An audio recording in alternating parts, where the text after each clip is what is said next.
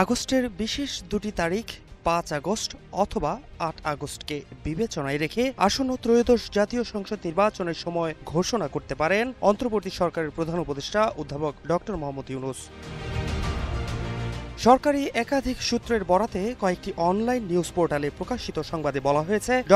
ইউনূস অন্তর্বর্তী সরকার গঠনের তারিখটিকে বেশি গুরুত্ব না দিয়ে ৫ আগস্টই জাতির উদ্দেশ্যে ভাষণ দিতে পারেন। ওই দিন জাতির উদ্দেশ্যে দেওয়া টেলিভিশন ভাষণে নির্বাচনের সময় ঘোষণা করতে পারেন অন্তর্বর্তী সরকারের প্রধান উপদেষ্টা ড. মোহাম্মদ ইউনূস।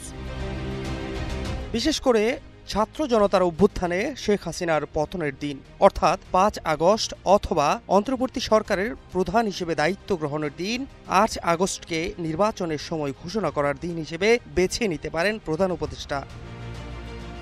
অনলাইন গণমাধ্যমগুলো বলছে, সরকারের পক্ষ থেকে জানানো হয়েছে ৫ আগস্ট বিকেল ৫টায় জনগণের সামনে জুলাই ঘোষণাপত্র উপস্থাপন করা হবে। নির্বাচনের সময় ঘোষণার পর নির্বাচন কমিশনকে জাতীয় নির্বাচনের তফসিল ঘোষণার আহ্বান জানাবেন প্রধান উপদেষ্টা।